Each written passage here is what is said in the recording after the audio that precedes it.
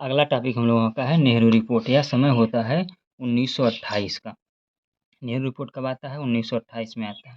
यह क्यों आता है? जब साइमन कमीशन का भारतीय नेता विरोध कर रहे थे, तो उस समय भारत के सचिव लॉर्ड बर्किनहेड ने जो है एक भारतीय नेताओं को चुनौती दी कि आप लोग एक ऐसे संविधान तैयार कीजिए जो सभी दलों को मान्य हो। तो इसी के लिए जो है फरवरी 1928 में एक प्रथम सर्वदलीय बैठक बुलाई जाती है। यह बैठक जो है दिल्ली में आयोजित की जाती है, जिसमें लगभग 29 दलों ने भाग लिया था। और इसका फिर दूसरी जो सर्वदलीय बैठक थी वह मई 1928 में बुलाई जाती है, जिसके अध्यक्ष एम ए अंसारी को बनाया जाता है। इस सर्वदलीय बैठक में एक 9 सदस्यीय समिति का गठन किया जाता है, जिसके अध्यक्ष मोतीलाल नेहरू बनाए जाते हैं और सचिव जवाहरलाल नेहरू बनाए जाते हैं।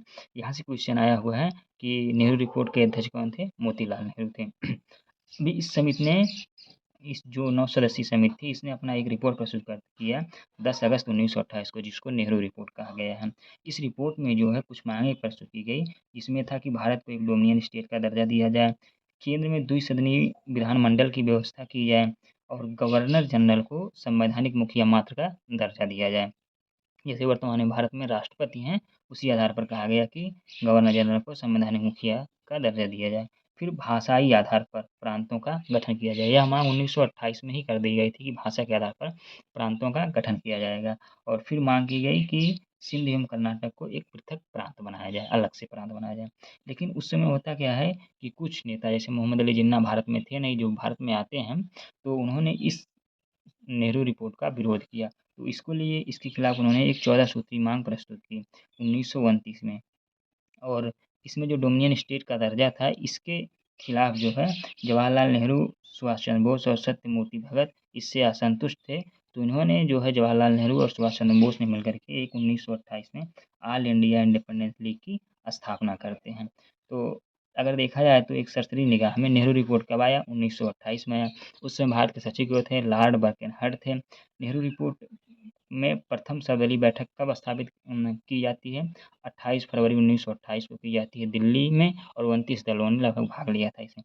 दूसरी सर्वदलीय बैठक मई 1928 में की जाती है, जिसके अध्यक्ष एम ए अंसारी होते हैं। और इसी बैठक में जो है एक 9 सदस्यीय समिति का गठन किया जाता है, जिसके अध्यक्ष मोतीलाल नेहरू और जवाहरलाल नेहरू होते हैं।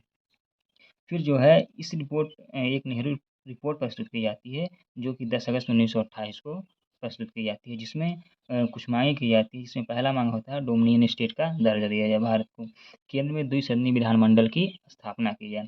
तीसरा था कि जो गवर्नर जनरल है उसको संवैधानिक मुखिया मात्र का दर्जा दिया जाए, और फिर भाषाई आधार पर प्रांतों का गठन किया जाए, सिंध एवं कर्नाटक को एक पृथक प्रांत बनाया जाए।